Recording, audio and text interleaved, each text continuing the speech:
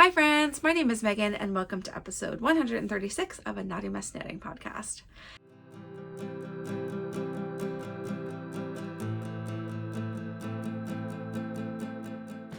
If you're new here, hi, my name is Megan. I live in the Pacific Northwest, just north of Seattle with my husband Mike, our daughter Theo, our dog Winter, and my mom Cindy.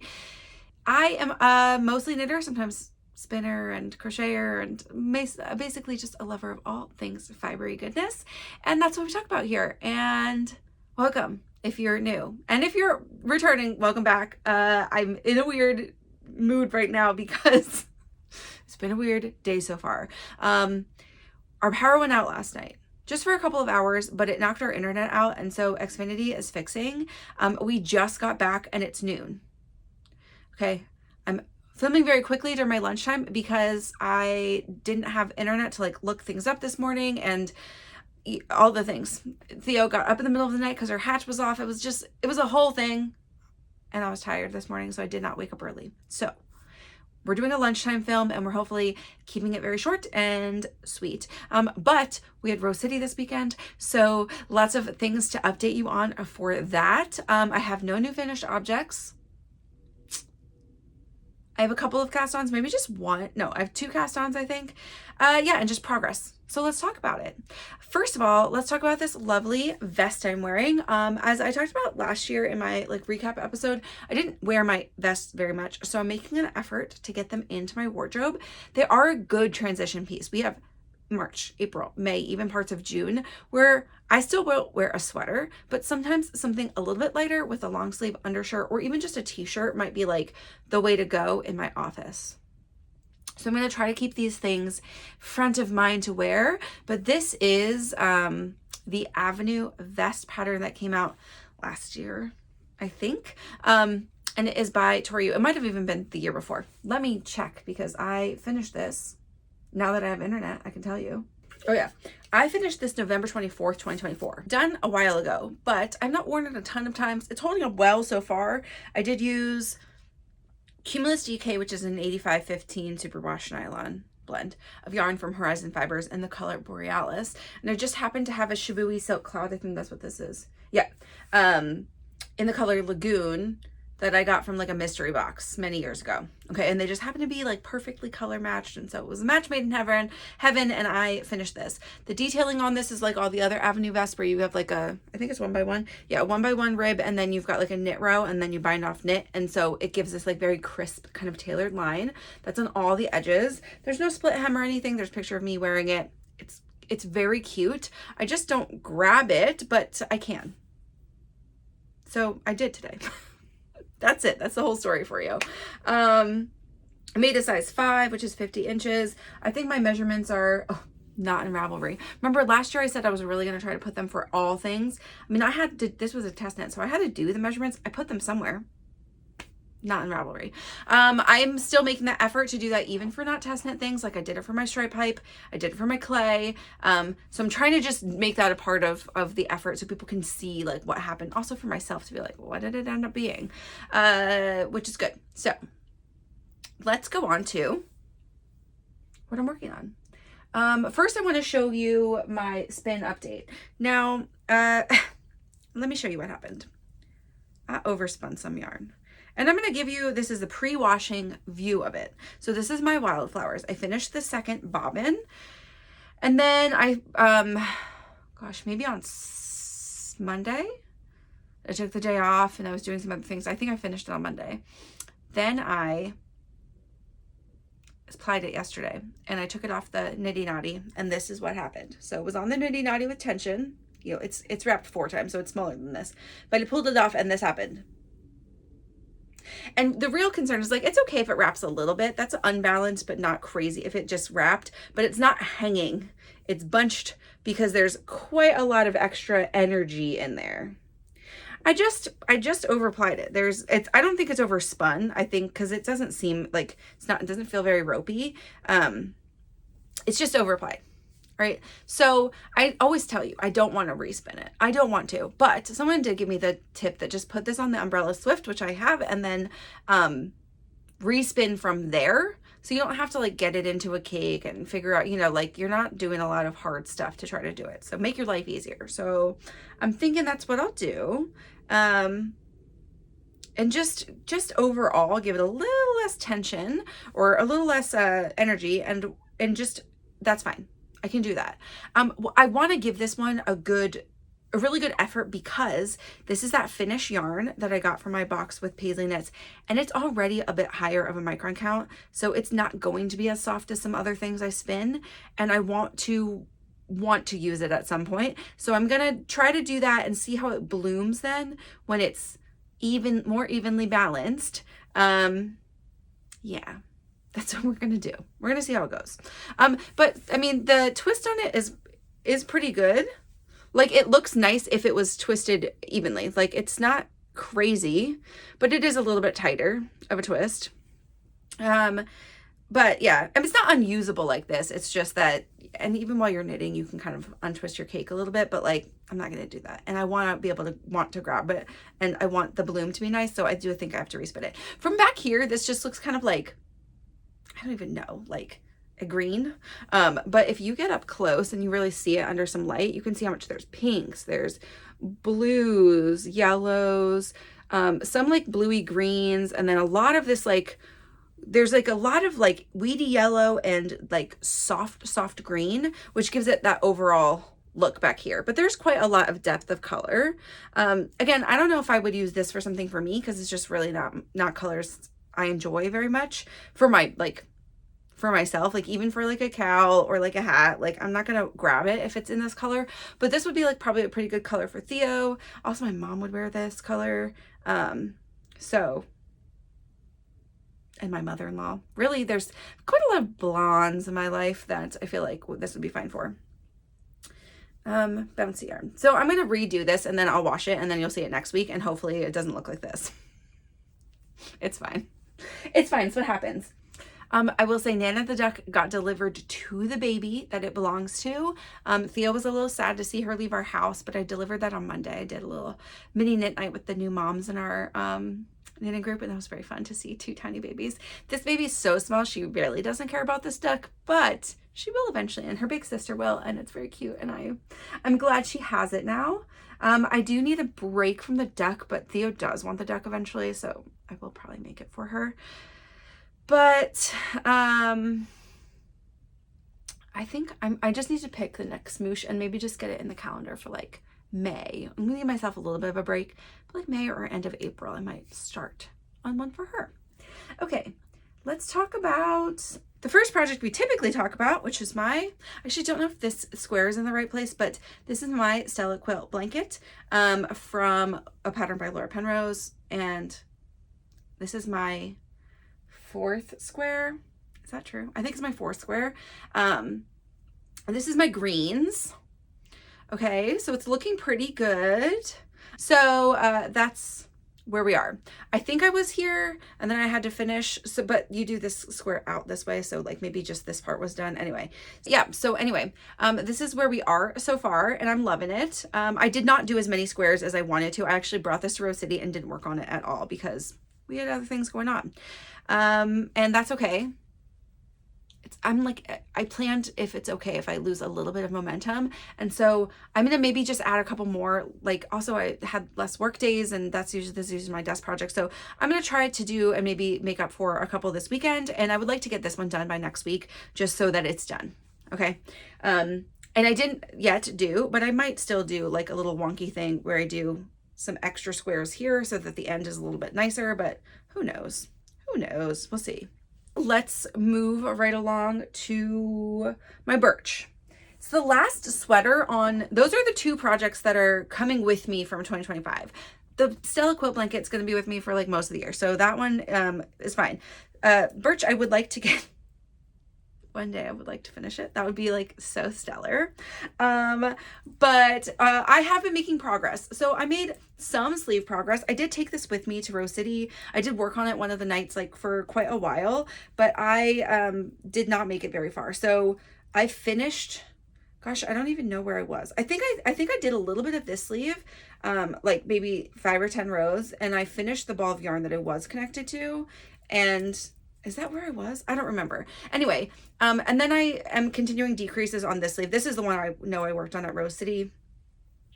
And I had just connected a new ball of yarn maybe.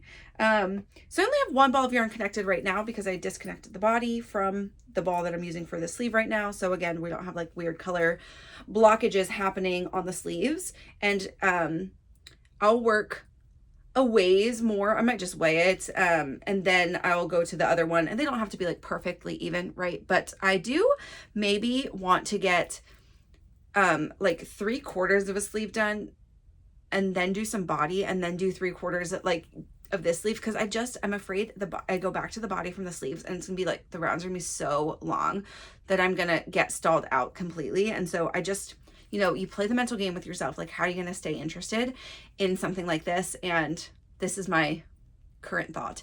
I'm still going to try this week. I did not do it really this week because, again, I didn't have as much knitting time. When we go on trips, sometimes there's less knitting time, and that's okay. Friend time is important. But I need to sit as this for my 4 hours.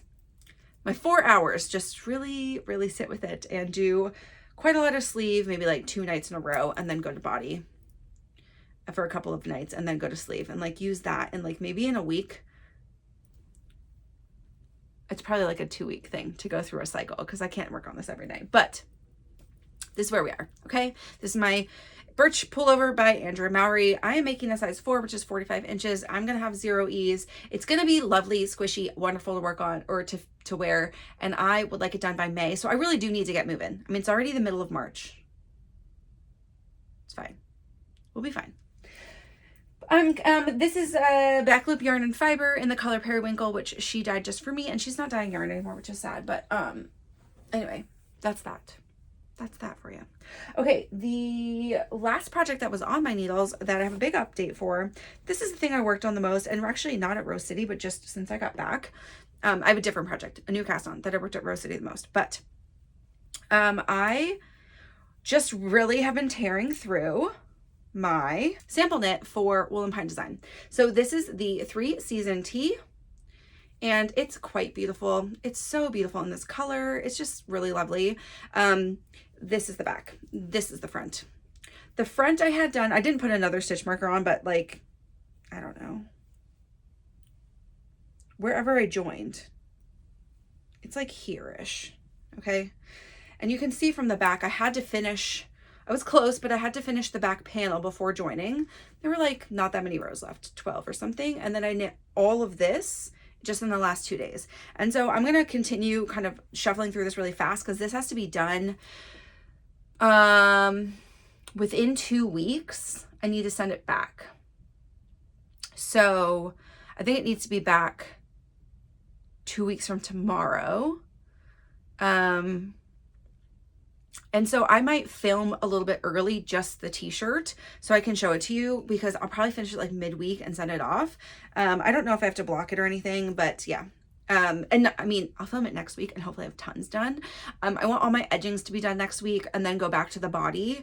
I think I'm ready for that now. And I need 12 inches of body, and I'm really just about 4 inches right now. And I did all 4 of those inches in basically a night and a little bit. So if I want to do Birch also, I'm really gonna have to get Cook in here.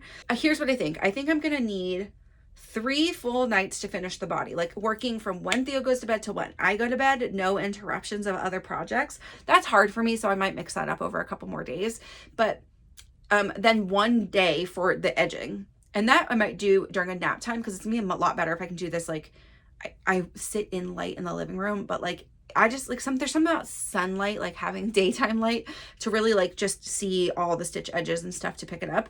But I might do that this weekend. So this weekend my priority is going to be picking up all the edging, finishing neckline, and sleeves. And I don't think there's any actual sleeve for this. I think it's just the edging. And so I need to do that and then go back to body and do at least 2 full nights worth of knitting. So like 8-ish hours of knitting before next week. Okay. So at least 1 nap time, 8 full hours of extra knitting, and I should be pretty close to done. And then I might have to like film midweek because I'm going to probably send this off before I film the week after that, because I need to get this to Abbye and Selena. So here it is. It's coming along really nicely. The color change on the front is gorgeous. Okay, you can't really see it. You can totally see the light to dark panel on the back, but I don't think it's that bad. There's a lot of little dark variation up here, and then there's, you know, more like solidly dark on the bottom. But again, I think that's going to be okay. Like, it depends on how the light's hitting it. So, and Abbye's the photographer, and she's so magical with her. So I think if she gets the right light, someone's hair is a little bit on the back, like, you're not going to notice it. Yeah. So I'm really excited. It's quite beautiful. I will try it on and take some pictures in it, probably, if I block it. If I don't block it, then maybe not. But I'll just take some finished pictures for myself. And honestly, I will probably upload a couple of Abbye's pictures to my project page because I knit this. But yeah. It's gorgeous, and it's coming along nicely. And I was right. The ball that I picked to go next for the body was perfect. And so quite pleased with how that's looking. And yeah, knitting in the round for this is very pleasant. Just with all that lace, it's much easier for me to knit those rows than purl them, just like personally. So I'm glad that this is like top down in the round. It's quite nice because there's a lot more knitting than for the worsted weight one, which is just flat, which is fine because it's worsted. It went a million times faster than this one. But I'm having a good time still. It's fine. I'm done the full, this is where I stopped, is I finished the full chart once. I think I'll go through the full chart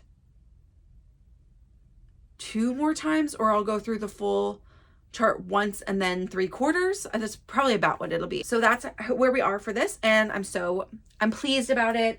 I do need to just like give it a lot of attention, but it needs to be done really soon, so that's okay. I can work towards a deadline.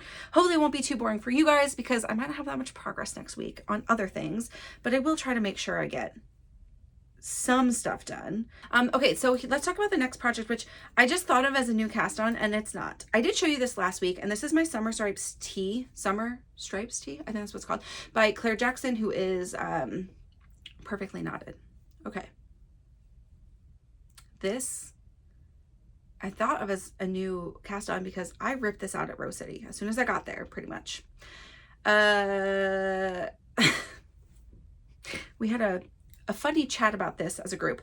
I had like a good amount of the beginning done, like maybe to just before I was going to join in the round. And I was like, you know what, let me really measure. I think maybe I only had like 15 rows done or something like that. So I was like, you know what, I got to measure the gauge because I did not gauge swatch, but I went down to needle size looking at my past, like recent past knits that were in fingering weight with the gauge that I needed, and almost all of them were 3.5 millimeter needles. I was like, okay, that's what I'm going to use then.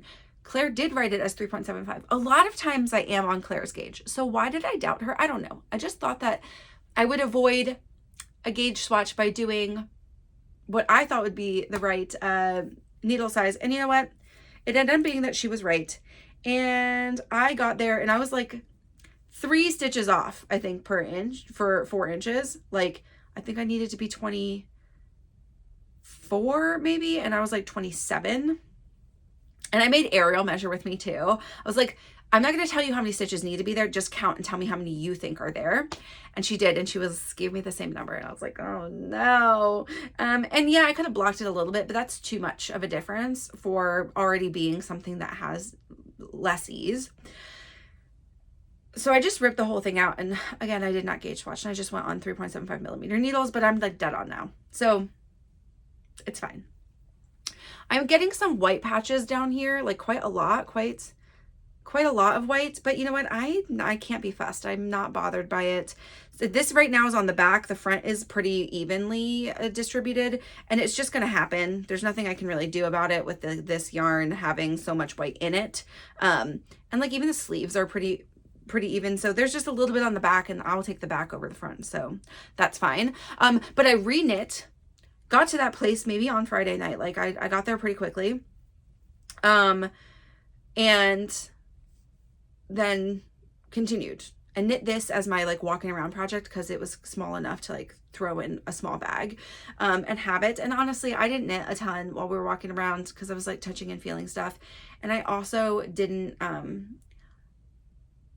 I was driving. I drove the whole entire weekend, so I didn't have any like passenger princess time. So I just did less knitting, which is fine. It's very cute. I love it. Okay. A reminder is this is Ruby and Rose's Lovers Addie's version, and it's very cute. It's really quite nice. Okay. It's 85.15. It's a really soft yarn. It's 437 for 100 grams. So it's a little bit lighter. It's just nice. It's a 4-ply, so it's really like it's nice. Okay, just believe me here, everybody. So you can see this is the shoulder right here. There we go. So you can see my little like saddle-y area, and then the sleeve increases start, and I'm now on raglan increases. So you get to a certain part that then you split and you're doing, then you kind of create a little raglan line here, and you do increases on both sides then. So I'm doing body and sleeve increases, but for a bit of time it was just sleeve increases, and before that it's just the shoulder, saddle shoulder increases. So this is a contiguous shoulder, which really means you get the saddle shoulder look, but it's all knit in one piece, which I like. And I don't prefer necessarily having the like stark saddle shoulder look, like having that across. I think that the contiguous is like a little bit softer, and like it's like a very polished look. So it's my preference for like knitting. Like it just knits so nicely. It goes a little bit faster in my brain. There's not all these ends. Like it's just so nice. I saw Claire at Rose City and I showed this to her, and she is also a Ruby and Rose's affiliate. So she was like, ooh, and she was into the color. And then I'm going to do, remember my stripes will be bright pink, and the color I'm using for my flare, which is a very vibrant blue. I'm excited. I am making a size, okay, sorry, I got interrupted by the dog in the door, and I don't remember what I was talking about, but 44-inch bust. Was that what I was telling you? Anyway, it is based on your upper bust. And so this is, I don't know, I'm in the round. This is great. Okay. I am going to split for sleeves. You do raglan shaping. That's maybe where I was. You do some raglan shaping after you get to a certain point of sleeves. I will say this, I feel like it's this yarn, or it's just like the tension at which I'm doing this, but the raglan line is very, it's like for parts of it, it's really pulling off and making the stitch line very small, but making the make ones very long. So I've got like a little bit of, I don't know if you can see this like laddery effect happening here. I played with one of them last night. There's not that many rows of this, like 11, I think. And I'm at like 9. So I'm almost done raglan shaping. And then I will split for sleeves, which I feel like this looks kind of like really tiny to be splitting for sleeves. I'm going to have to check my row gauge, just make sure I'm okay for that. Like, I guess it's not really that small if it's like sitting up on my shoulder. I'll see. I'll check row gauge today. But anyway, it's not that many rows of doing it, and then you split for sleeves, and I will just go back, but I played with one of them. It's really one side more than the other. It's my make lefts. Yeah, my make lefts that are a little bit like looser or have that long tail. And so I'm going to just go in here and pull that raglan line of stitches up a little bit. And I can even do that when I'm blocking it, so that when they're wet, they'll really stick. But I'm not worried about it. Okay. That's just one thing I was thinking about. This is a bit of a square neckline. You cast on quite a lot of stitches across, which is fine, but it's like the way that she did this neckline is that like, I think there's even decreases because this is not ribbed. It is all going to be knit folded over necklines. So yes, that's what's happening. Okay. That's what I have to tell you right now. And we'll see how it goes. I'm really excited. I'm excited to see the stripes. Stripes don't come in until you split for sleeves, so they'll be soonish. So maybe next week. Though I could also, depending on how everything goes with the sample, I may have to take a break from this one for a whole week. but I did do quite a lot. So I'm okay taking a break. I have quite a long time of a test window. Claire always has really generous test windows, like 14 weeks or something like that, right? Like it's long. So I'm not worried about it right now, but I don't want to like dilly-dally. I like to get them done on the earlier side, so it's fine. We'll see how it goes. Just because I was knitting that color and I felt like I did want to get Theo a hat before the end of the year or the end of the cold season, I cast on Theo's Manhattan hat. She already wears one of mine. She had one that was her own in the same like poison green color, but that doesn't fit her anymore. So she's wearing like my adult medium, I think I made for her, myself. Double folded, and it's still a little bit big on her, but it's fine. She's got a big head. Like I did a measurement and I looked compared, so I was like, well, let me actually see what size. And she is in an adult small. Like she has a huge head. I was like, oh, it's full of brains. Good. But I cast on Holy. I've had this like caked up for weeks, and I was gonna just follow the momentum and do another one, but you know what? It was a minute before I got back here. I'm not going to count Nana the Duck as a single skein project. I think Emily is counting it. Technically, that was all in my stash, and I could, and it's enough yardage for a single skein project, but I'm not going to do it. Maybe another Moosh and Friends, but that one was already started, and so instead we're doing more hats. So here is my third single skein project of the year. This is also the third hat of the year. And this is using the Woolen DK from Hello Lavender from her India collection in the color Holy. And it is 100% Patagonia woolen spun yarn, 270 yards for 100 grams, and it's so squishy and nice, and the flex really like stood up so well on this non-superwash base. It is a 1x1 rib, so you can see what that looks like. I do combination knit, so you can see that my inside looks really similar to my outside. I know some people have like a distinct knit and purl side, and mine is not because of the way that I knit 1x1 ribbing.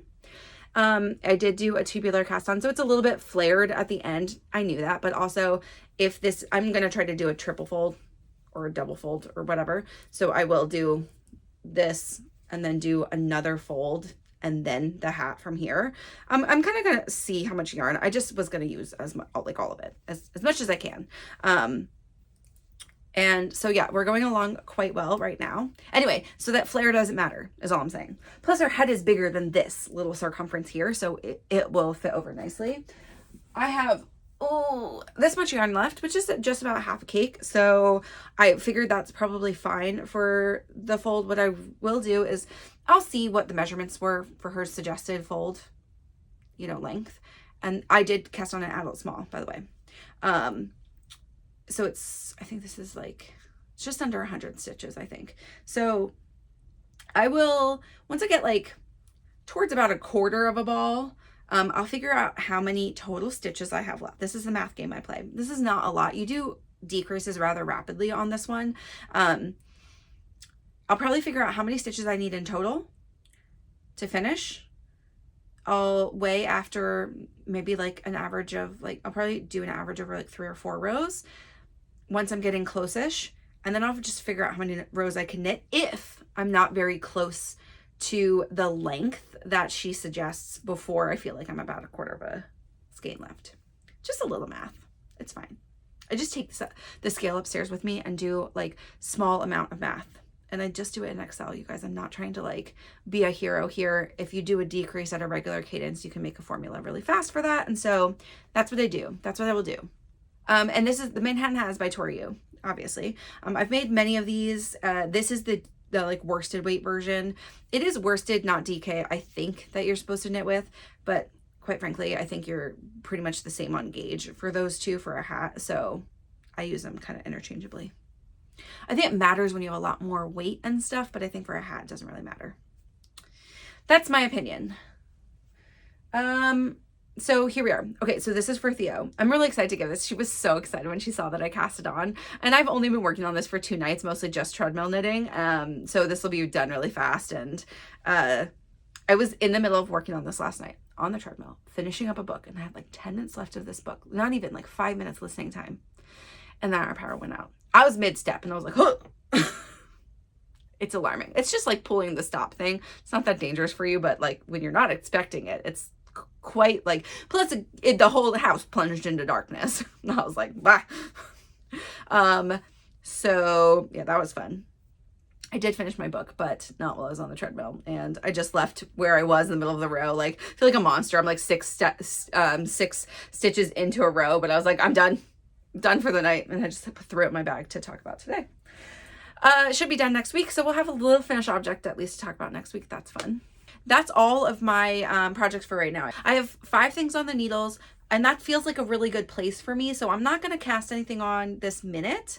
And I'll talk to you about one of the things I attempted to cast on. But I will, when I finish my hat for Theo, I will actually probably cast on a t-shirt, which will be another fingering weight project. So pretty much everything, I'm except for my Stella quilt blanket, I will have 4 fingering weight objects, but hopefully done the sample quickly. And then when I'm done the sample, I will cast on something DK. Okay, that's going to be my plan for right now. We did, though, attempt to cast on altogether our Abbye. So you saw my Abbye the other week.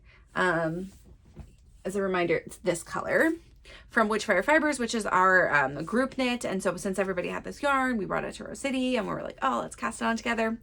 And I did cast on, and my gauge was too big. So opposite problem of that one. And I just used the recommended needle size. But I think that there's something about the cotton and like how it's going to stretch. I was like, you know what? I'm not going to risk it. I really want to be on gauge. So I'm going to do a gauge swatch, and I'll probably do that this week so I can prepare for when the hat is done. I will recast this on, and I ripped out what I had done, and I had only done like not very much, but it was enough for me to realize that like this is too floppy. And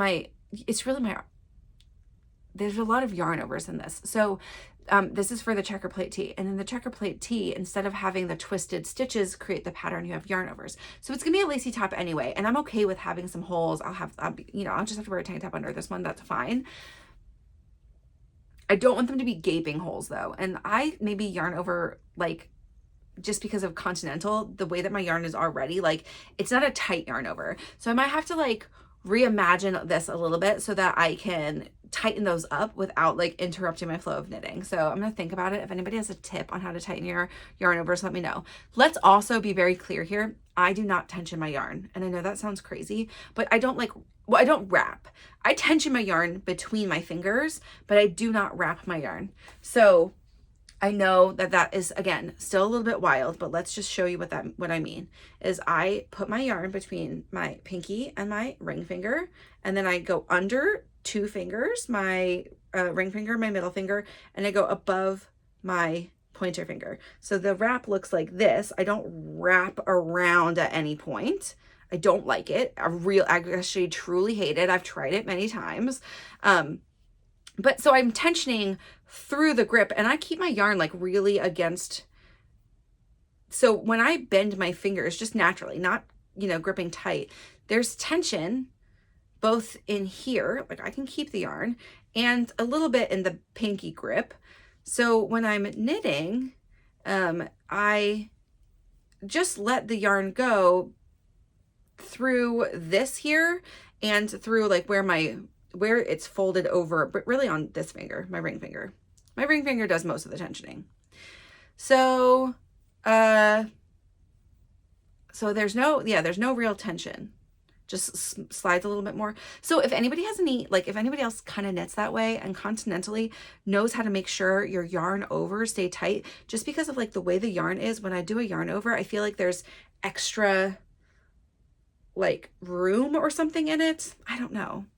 Could have just been that I didn't knit that much of it. It was only a few rows, and so it would have like looked fine overall, but I'm a little nervous. So when I do the swatch, I'm going to do kind of a tall swatch so I can see really how the rows are playing. That would be my next fun thing to do. Okay, let's talk about books first, and then we'll talk about Rose City so we can just like go that for the end of the episode. I read 3 books this week, and they were all so good. So let's talk about them. I got a ton of books from the library. You know how it goes. I know I say this all the time, but like I put books on hold and everything's like 10, 12, 13 weeks out. Everything's like so far out. And I was like, oh, it's fine. Some of them you get a little bit faster because your library gets more copies or whatever it is happening. And then you get them all at once. Happens every time. And yeah, of course, I don't go through it and put things on my TBR just like a couple a week. I just do it all at once because like that's when I'm thinking about adding things. Well, I got a bunch of books at once. And one of the sets of things was obviously the rest of the Heated Rivalry series, the Game Changer series. So by Rachel Reid. I got 2 more books, and I actually got all 3 of them. All 3 of the last ones. So 4, 5, and 6. I think that's what it is. Let's first talk about 4.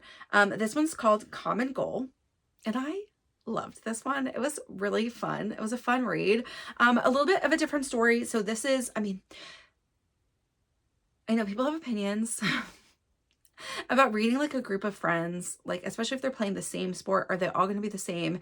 And yes, to a degree, but like also she is writing them all purposefully in the same universe, where the revelation of Scott Hunter has fueled relationships or made it okay or made people braver to come out in NHL. I don't know that they're calling it NHL in the books, right? But in professional hockey, which I love.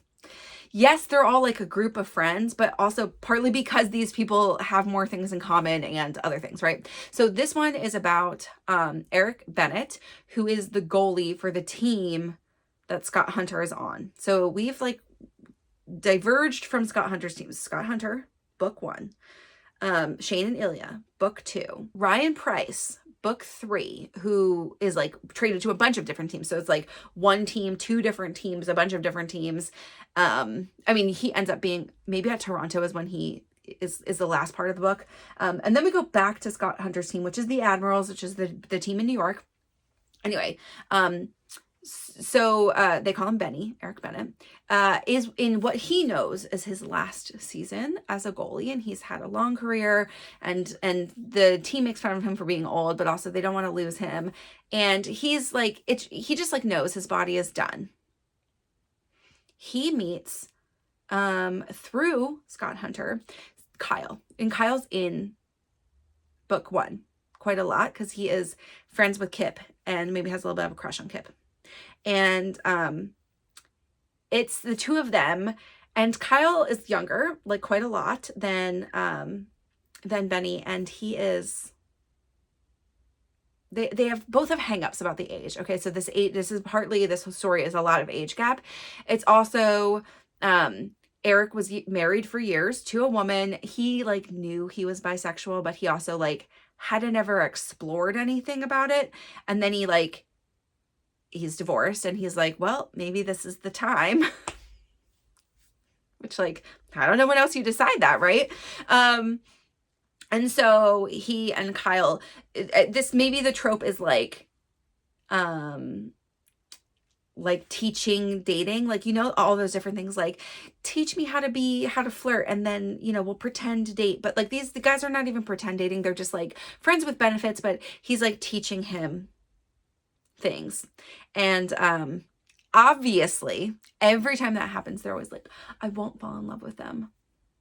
So yeah, they figure it out. The whole age gap thing adds to that because Eric doesn't want to, like, there's so many feelings about it. This one was good though. Here are my thoughts about it. My peach ratings. So plot, sorry, let me highlight this row. Plot 4, enjoyment 4.25. I did really like this one. I'm only saying plot 4 is because this one was like, it was a lot about like exploring their internal feelings, and not that that's not how all these books are, but like, to me, this was a little bit more in line with Game Changers, where it was fun, but it was like maybe just a tiny bit more boring. But enjoyment 4.25. I liked it, enjoyed it. Artistry 4, characters a 4.5. I liked both of them. I did think like the thing that suffered for this and like for Heart even was a 4. Is that their hangups, not that there aren't a lot of hangups, there are. And I think like Eric Bennett is just like such a good silver fox. Like he's so good. I did like feel a little bit more annoyed at them in this one about some of this overall. But I enjoyed how they grew together and figured it out. And it was good.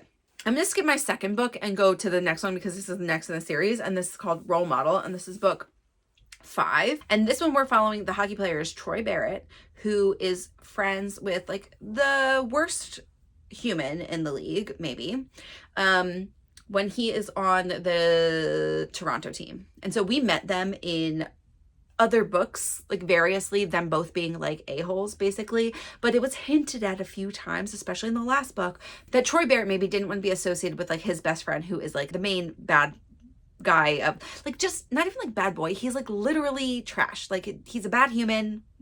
I'm not going to go into why, because that's like a huge part of this book, but he gets traded, okay, Troy. So he's on Ottawa, and then he meets their social media manager, the marshmallow, like he's a golden retriever human, and his name is Harris, and we love Harris Drover. He's great. And so Harris is like out and proud and wears like, his thing is like wears like a bunch of like gay pride pins on his jean jacket, which is just like love for him. And he's an Ottawa native, and he's just like really into, their team is called the Centaurs, I'm pretty sure, and like that's adorable for a hockey team. Anyway, very into this team. But so he like loves his job. He meets Troy. Troy's maybe going to try to rehabilitate his image, but also he has to get up the courage to come out to the world. And he's like, they're all a little bit different in their exploration of like their sexuality, but also like where they are in their coming out journey, right? So like Scott was also Scott Hunter in the first book, like he was closeted, but he had never had a relationship, but he would like go away and have flings, right? Whereas like Shane maybe knew this about himself, but never experimented before he did Rivalry. This person, Troy, he was like in a long-term relationship and has just recently gotten out of it, but all of it, you know, like it was all secret. So we're in different journeys, different places for this. I loved this one.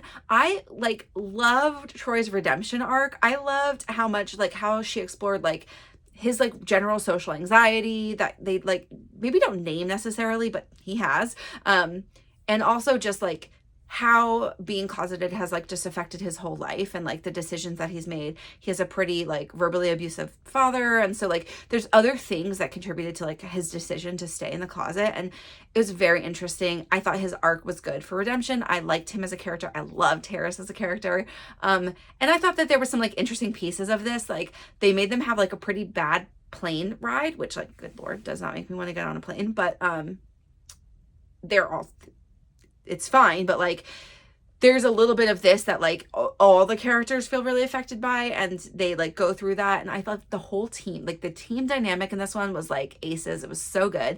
So this one is for me an overall, the last one was an overall 4.15, so still like would recommend, good one in the series. This one for me is a 4.55. I thought this was a little bit better. So plot was a 4.5. I think some of those pieces were a little bit more interesting to me. And the enjoyment was a 5. I like literally couldn't put this down. I read this one really fast.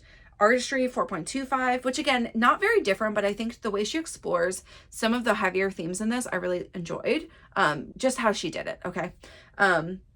The characters were 4.5. Same as the last book. I think they're excellent, super fun. And then the heart for this one's a 4.5. This one I loved. I just thought it was so good.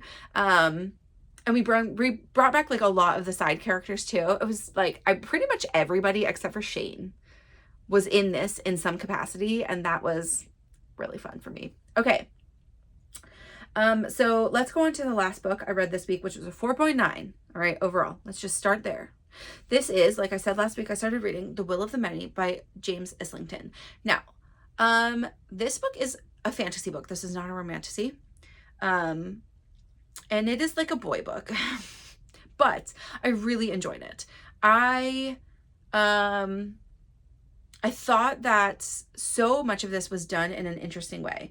It's okay. So here's the really, really high level synopsis is we're in a land where people, what they call cede some of their will, which is like their life force, to people above them in order to have like protection and potentially jobs. I can't remember. They talk about this a little bit, like how the whole hierarchy, the series is called The Hierarchy, how the whole hierarchy works. But essentially, not everybody has to seed will, but it gives you some sort of privileges. So if you seed will, you're at the bottom.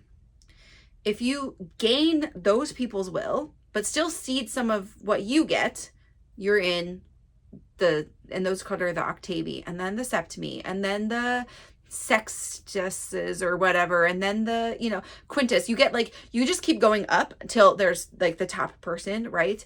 And I guess there can be more than one. There are a few. They're like primus maybe is what they're called. But you get a few of those, and those are like the leaders of the whatever. And so, but it's a pyramid of people, and it's done really well. It's very interesting. So anyway, this seeding of will makes like these octavi, like their life is a little worse. They're sort of sluggish. They like it's really truly part of your life force. So I'm not sure if I get all of the benefits for why, but it's, you know, it's protection, it's being in the system. It's like, it's maybe jobs that might be part of it. But like we get a main character who's 17. He's still in an orphanage. He has a past. I'm not going to tell you what it is, but he tells you pretty quickly, pretty early on in the book, is not what it appears to be.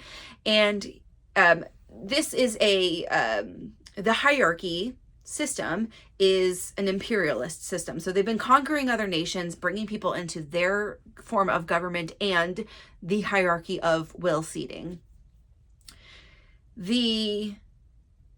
And like, there's always this promise, I think, of like moving up or something. That's probably why people, you know, tie into this. But there is obviously a magical college where the privileged, so the kids of the higher ups, can go and learn skills that will help them manage will and manipulate will. Now, what does will do? So if you get all of this will, you can essentially do magic. They don't explain all of it. Some of it is like based in physics and other pieces, but like, let's just say at one point, somebody kills somebody else. I'm just going to talk about one scenario. There's quite a lot of killing, but somebody kills somebody else, and they don't touch them, and they use will to do it, right? So they don't touch them and they kill them.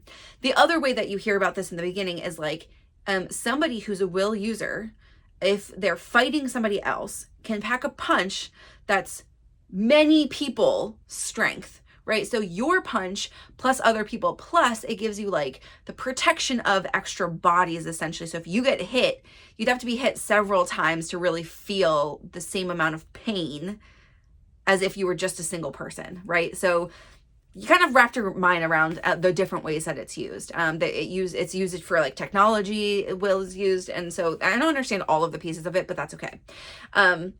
You got to get it through what they're talking about in this. But as you may imagine, the magical college factors into this. And the main character, his name is Vis, and he is going through a journey, both on how to basically just survive and also not feed into the system or let the system change him, because doesn't want to be part of the system. He doesn't want to seed his will. He also doesn't want to use will. So it's a very interesting character to be like put into this, and he's put into this like higher ranking people place where they don't use will there, but their whole intention is to learn to use will. And so like here's a lot of like internal battles, and also part of it is just learning what he can about the inner workings of the hierarchy, maybe to bring it down from the inside, maybe to just escape it. We're not quite sure. There's a lot of great characters. The end was a little crazy. I got recommended to read this from like a bunch of people in my knitting group, like a couple people, 3-4 people had read it, and people were talking about it, and Katie is the first one that was like, read this, I think you're gonna really like it. And I did, and she was right, and it was so good. And so I have the second book, and I will start reading that one. It's quite long. They're both like, at least the first one is 28 hours. I'm not sure how long the second one is. Yeah, they're both like about 30 hours. So they're long books. A lot happens though. Like so much happens in the first book. I don't know how many there's supposed to be. I think only the second one is out and came out like in November. So I will get on that and read it and let you know what I think about it. Maybe not this coming week. I mean, I might start it this week, but it's long. And it's also like, not that it's hard to read. In fact, I read the first one quite fast, but it is a little heavier. There's more violence. It's just like politically heavy too. Like in the decisions he has to make. And like, it just, like I feel for him super hard. Okay. It was rough, but it was good. So if you're interested, I would say yes. Hi everyone. I'm back because I had to leave to do work after my lunch hour, but I wanted to talk about Rose City still. So let's chat about it.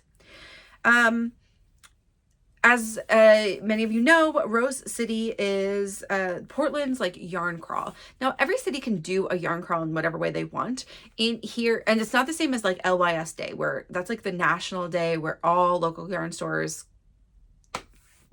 sometimes there's a free pattern or whatever. Sometimes there's like a little bit of sales. In like the Puget Sound, there's 13 yarn stores to go to, I think, and they're like really spread out, and they don't have pop-up trunk shows or anything. They just have their yarn store, which is just like not that interesting to me. I've been to most of them. I'll go to them when I need stuff, but like you can be entered for a prize if you do all of them, but it's like a ton of driving. The reason that our group loves to go down to Rose City is it's fun to have an excuse to go down to Portland. We can stay in a house, all that kind of stuff. But also, there are 9 yarn stores and they all have trunk shows, and it's so fun. They do every day is like different trunk shows. Some of them last the whole weekend, but some of them are just the day of. And you get to see fun new things. See dyers you don't always get to see. Allie always comes up to Knotty Lamb from EKF, and that's very fun. Treehouse was there, so I got to say hi to Lauren and Erin from Coast to Coast. Like there was quite a lot. I did not buy very much yarn. Okay, I'm gonna just let you know that ahead of time, but I will go through what we did in order, and I can tell you what I bought. So on Friday, it was just me, Ariel, and Sylvan, and everybody else got down like way later, like almost 9 p.m. So we got down around noon to Hook and Needle, which is the only one that's in Vancouver, Washington, which is right across the bridge. I mean, like 2 miles from Portland. So we stopped there and looked around. I think it was Marcella was there. So Little Wing Fibers. She's from Washington. I think she lives maybe in Vancouver. And Ariel loves her yarn. And so we stopped in there, and like Ariel got a little bit, and we just like looked around. I did not get anything there. Then we actually, I think we only did 2 yarn stores. We went all the way out to Knotty Lamb, which is the furthest one. It's in Forest Grove, which is like almost to Hillsborough, which, if you know anything, is just west of Portland, like 30 or 45 minutes. So we drove out there, and Erin from Coast to Coast was there, and I picked up 2 skeins of this really lovely Shanico DK in it's 100% non-superwash Shanico. It's a 3-ply. It's very plump. It's super nice. I've been wanting to try this base. There's a couple of dyers that have it, this 3-ply, and I just think it's gonna be so lovely. It is 260 yards for 100 grams. And I want to pair this with, and I'm not sure what yet, so I'm not going to pull it down, but I've got at least 3 colors. And I might have Emily come over and help me pick out. She's so good at this color. I'm going to either do a 3-ply or I'm going to do a fade. Still a 3-ply probably. To match this, I could do a 2-ply though. We'll see. But I think I'm going to do the Night Lights shawl. I think that's the one from Andrea Mowry. I'll pop a picture up here. I think it's a worsted and a DK, so if I spin a worsted, which is more likely for a 3-ply, that's what'll happen. But I need like fully 3 skeins of the other color, and it's just got like some elongated stitches in it. And anyway, it's really beautiful. And I'm thinking like I could do, I don't know. I will let you know when I start that 3-ply, and I'll show you this again. But this color is called Fold by Faye, and it's so pretty. It's just like, I didn't really want a sweater in this color because I feel like I have a couple other like lightish purple ones that feel similar to this right now. And I didn't need to buy a sweater quantity. Then that was it. We went back to the house. We got some dinner stuff. We basically made just like a girl dinner so everybody could also have snacks. They stopped for food, but then they were driving for a while. So the rest of the house came. I got to see one of my friends who lives in Portland, who she came over to our house to chill for a little bit, which she did last year too, but she has a brand new baby, and he's really cute. And so we got to see him for a minute. And then we did, and I was looking, remember, mostly for yarn for my nieces and nephews. I'm buying it all online. I did not find any of it there. There was just like, I was having a really hard time with my nephew's like blue color, just not the perfect blue. I think I found what I want. And then I'm going to buy some Cascade superwash yarn from, I think probably Wool & Co. for my nieces, because that's just the right weight and colors for them. Okay. So in the morning, we did go back to the EKF pop-up at Knotty Lamb. I also like to start there because, again, that's the furthest. We were staying in Beaverton, which is just west of the city, but not very far. So it's a little bit closer for us to start there in the morning. And then you just kind of make your way back and do all the yarn stores. We decided to do Starlight and Weird Sisters both on Sunday, and that's what we did. And we only did those 2 stores. So they were not part of our like full day. Oh, and Ritual Dyes, because we'll talk about that. So we went to Knotty Lamb, and we did join the line pretty early, but we were not the first people online. We did not go that early this past year. We just went like a little bit before opening, and there was a line, but it was quite small when we got there, and then it started growing, and then it was quite long right around 10 o'clock. And for when we got, like, when they opened at 10, when we left, I don't know, around 11 or something, it was pretty long. And then at Knotty Lamb, they had a Harrisville pop-up over the weekend, and Harrisville has 3 new yarns that and they're all 100% virgin wool, non-superwash, like super nice soft skeins of yarn. I think it's like Flywheel, Watershed. I don't remember what the other one is called, but I decided to get the one called Shetland, which is the fingering weight. And I got it in 2 colors. I got a sweater quantity for this pattern, which I'm going to hold up here. That's called Flyway. It's by Terrain Knits. It's her first knitting pattern, and I don't know anything about it other than it's a top-down colorwork sweater that I absolutely have to have. This is like my most favorite, like a Southwesty geometric kind of style design is my most favorite design. It's not things I have a lot of. It's not things I knit a lot of. And I think there's a lot of times like there's not patterns that are that design as much. Jennifer Berg has some that are really beautiful native inspired ones. This one is inspired by the flight of birds. It's like the little triangles across and then mountains. Okay. Both from that give it the name Flyway. I wanted to do this really classically like navy color with white. I love the color she did hers in, but obviously those are not my colors. And I think this will be really beautiful to have. Here's like a starkly white hidden between this navy. I'm really excited to do this. I may cast this on, not right now because I have 2 other fingering weight colorwork garments I want to do, but I'm excited about this, and also not having to do anything in the yoke. You just get to the sweater, which would be really nice. And I think I will fly by then.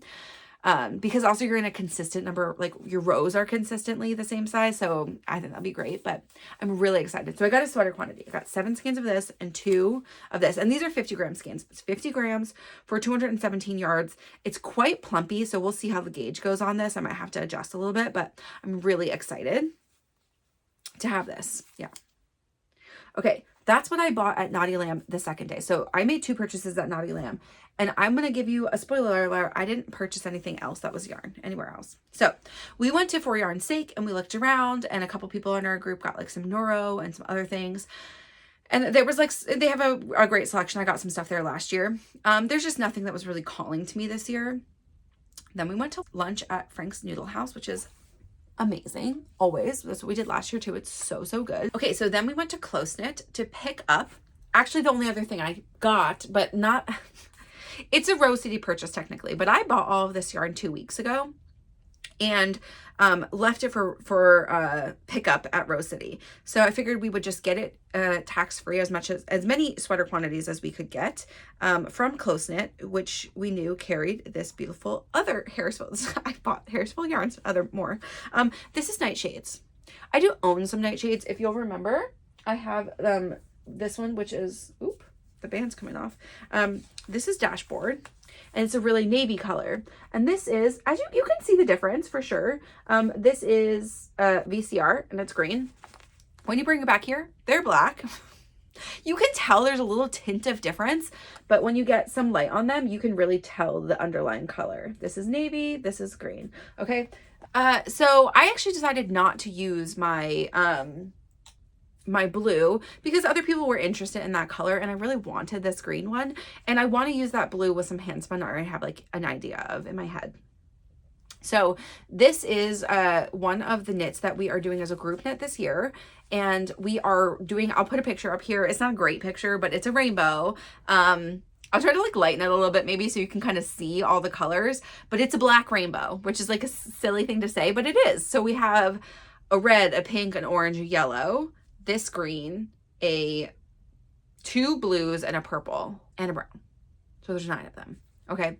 All but one of our friends is joining us on this venture, and we are all, instead of doing a single pattern, we want this to match a little bit more than some of our group knits on colors because these are not quite the same color. So we have all decided to do something that is just a stockinette sweater. So anything, any pattern that you can dream up that's a cardigan or a crew neck or a it could even be like a collared pullover. It doesn't matter as long as it's just like a stockinette sweater, so that we kind of like go together. It's very sheepy smelling. It's nice. Okay, so I'm doing green. I don't know what pattern I'm going to do yet. I do want to cast this on, but I probably won't cast this one on until like sometime in the midsummer time. That's my thought. But I did want to get it there with everybody else's. And so we had all of the colors, even though 2 of the colors we had to buy here in Seattle. They were brought down. People were maybe going to cast on together. I think Katie cast hers on, and she might have been the only one, and she got so much done. And hers looks amazing. But yeah, I'm gonna do this while we have like a lot of good nighttime light still, like in the like midsummer time. Okay, even so black in the nighttime. Because that's when I knit the most, and I don't want to, I don't have any like right over my head lights, though maybe I'll get some. But yeah, I do like in our downstairs living room. But anyway, I will knit with this.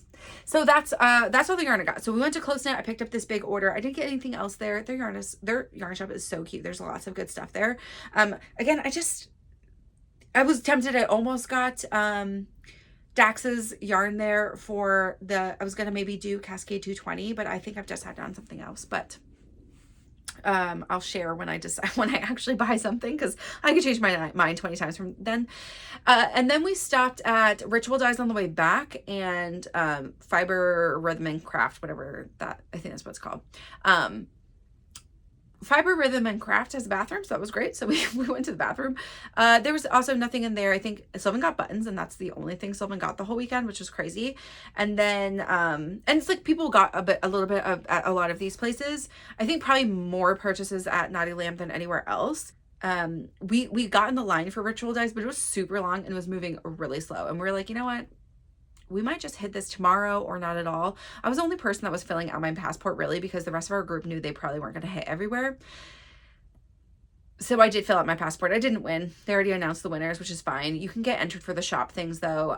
But there were a couple people that did want to look at Ritual Dyes. No, I don't think anybody ended up buying anything there, but we did stop on Sunday. So that was it, though. We hit Fiber Rhythm and Craft. Stood in the Ritual Dyes line for a minute, then decided, you know what, we're just going to leave. Okay, after Ritual Dyes then, we decided to hit Northwest Wools on the way back to our house, our Airbnb, and Shaggy Bear Farms was there again. And so I just got 2 things there. I thought maybe I would want to grab like one braid or a couple more, but this one was calling to me. This is a very Sylvan-esque braid, as we say. Anything that's like Sylvan hair color is Sylvan color, but this is like a really beautiful like raspberry plummy color. There's like some raspberries, some purple, and there's like a little bit of this like light blue. This could even be a contender to add into whatever I spin for this, because I feel like that's a pretty nice compliment. It's like this or going more orange. I'm not really sure. We're going like darker purple. I guess we'll see. I still don't know. And this is Deboulé, and Ariel would just spun some Deboulé, and I really wanted to spin some. This is called My Funny Valentine. It just says Deboulé Roving. It's 3.9 ounces, so about 100 grams. And we'll see what I get with this, but it's a really nice, beautiful color. She's also really sweet. She has all these single sheep breed that are from her farm, so that's really cool. And then I was on the way out. I saw this bag, and I really had to have it. It was the last left of its kind. This is what they're calling the doctor bag, because it has this kind of closure. which I love. They were calling, the friends were calling it a grandma bag, but on the way out, this one lady who was sitting like kind of monitoring the door and telling people where to get their stamps and stuff said that she was like, oh, that's the last one left. This is one of my favorite prints. I didn't have a lot of it, blah, blah, blah. I was like, oh my gosh, did you make these? So I think it's called In the Bag PDX is what her like company name is, but she has no online presence. I looked last year and I was like, oh, no wonder. She's a little bit older, probably retired, and just does this for fun, and maybe works at the yarn store or like just contributes these to the crawl, and maybe during the year. I don't know if they're there otherwise, but they're gorgeous bags. So I was looking at first is she has these like stand up square shaped bags, but they only have like kind of a little wristlet area. They don't, and like they have a top cinch thing, so like the whole top can close so nothing will fall out, but it's just like a little wristlet. And I was like, I want something that's got bigger straps on it. And this is like a cute little bag. Also, Sophia's like really wants to be playing with this bag, and I told her she could after I filmed. So she thought this was really fun having this. Plus there's some inside pockets on this side. I think there's one big one, two little ones, one big one and two little ones on each side. So I could throw some notions in there, especially for like scissors and stuff. These smaller ones on the side would be perfect for that. But while you're knitting, it stays open and it doesn't collapse or anything. So I think that's going to be really nice. Just like have on a table next to me. I'm excited to have it. I love it. So there we are. So we went back to the house. Then we had a little bit of dinner. Maya did drive down for the day with her husband, Leo, and her son. And so that was like really fun. So they stayed at the house with us for a little bit to like hang out. And he's just so cute. He's such a good baby. And then we did some cast on, some like group cast on stuff. I think a couple people cast on Abbye, which I failed at and then put it down promptly. We watched Cheetah Girls 1 and 2, which was, we typically like will watch kind of old movies together, and that was like fun, something we had brought up at a knit night, and people were like, some of us hadn't seen it, and so yes, watched. I realized I don't know that I'd seen them all the way through, but like this was past my prime of Disney Channel watching. Most of the yarn group is like probably 4 to 8 years younger than me, I think. Yeah, there was a lot of like, this was the prime for some people, and I was too old but babysitting. So I know I'd seen parts of it, but anyway, that was fun. First movie is a Wild Ride. If you haven't seen it in many years, I don't think it holds up, but it was quite hilarious. And so even someone who hadn't seen it either was like, wow, thinking about it, there are funnier parts of that, just like because it was like so silly than it was maybe watching, like during watching. But so that was really fun. And then we did on Sunday, we left the Airbnb, we went out for breakfast, and we were really close to Ritual Dyes because we decided to go to that side of Portland because one of the places we went to go was Starlight. And Weird Sisters is like almost leaving the city, so we were going to do that last. So we went into Starlight. Treehouse was there too, and I was wearing a Treehouse knit. I wore my butterfly stripe hype on Saturday to see Allie. So I was wearing like my broom, which is just a Treehouse color. So I got to see Laura and say hi to Claire, who was hanging out with her, Jada, and some other people that are often on Claire and the Treehouse Discord. And then, and like looked at her stuff. She has some really pretty colors. I was tempted to get some stuff at Starlight. They also have really good selection, but there was a couple of things that were really cute, but didn't have a sweater quantity of colors. And I was just, I didn't really want to wait around and stuff. So it wasn't anything urgent, like nothing I would cast on right now. So I just kept it a little lighter. Then we went to Weird Sisters, and I was also really tempted there. There was one thing, but they only had 4 skeins, like not even anything in backstock. I did check. And so I decided it was something that I maybe want to make a Midland cardigan out of next year. And so Emily and I are on the same wavelength, as we'll like book it in for next year. So we know that we'll like leave space to knit it, but we'll just get yarn next year for it at Rose City because it's something they tend to have every year. But there was a gal there that had a pop-up, and she had some really cute stickers, prints, and some acrylic like print, like 3D made things. So that's what I'm wearing in my hair today. But also I got this sticker that is so cute. I'll read it to you. It says, slow down and enjoy the little things. And I'm going to put it on my water bottle because very recently Theo ripped off a sticker I'd had on there forever. She ripped it off, and I was like, oh, I think this one will fit in size. And so I think it'll fit kind of right here next to my s'mores, which I also got last year at Rose City. And just makes me happy. It's like a cute little doggy laying in a field of flowers. I was tempted to buy the print, but I need to like rearrange my office a little before I kind of add more prints around. And then I got these hair clips, and I'm going to pull one out of my hair, but this is how I've been wearing them. It's very cute. I'm like so excited about these. It's so cute. It's this tiny adorable bird. Ugh, isn't that so cute? It's just a pair. So I have one on this side and then I have this one here. And because this clip is not very deep, and like the claw part of it, you can see here, is like very not a lot, and I have a lot of hair, I can basically only take like a very small strand of hair like this, pull it over, and then catch some of the under hair so it actually stays. And that's how I've been wearing it. And I feel like it's very cute. It just brings a little bit of hair out of my face without me feeling like I have to have it up. Sometimes that's all I need. And also if I have something in my hair, I tend to fidget with it a little bit less. And so that's how I'm wearing it today. And I love them. I think they're so cute. There were like pigeon looking ones too, like a white bird, and Ariel and Emily got those. And then our friend Selena, who came with us for the first big trip, she came to one other knit night and then came with us for this big thing, which I feel like is so brave to hang out with us. We told her she's not allowed to ghost us. I was like, did you have fun? We kept checking in with her and she's like, yeah, it was so fun. And we're like, okay, great, you're not allowed to ghost us, you have to come back to more knit nights. So we've talked her into joining for stuff. She actually bought some yarn for Nightshades to join us too. But she's great, and she got the dark color with me, and then yeah, Ariel and Emily got the light color, so we all have these like cute little bird clips now. And that's the last thing I bought at Rose City. And so we kept it really light. I already weighed these and put these in my tracker, so let's see. The total yardage I got was 4,266 yards. Well, maybe 67, because I'm pretty close to the other part, okay?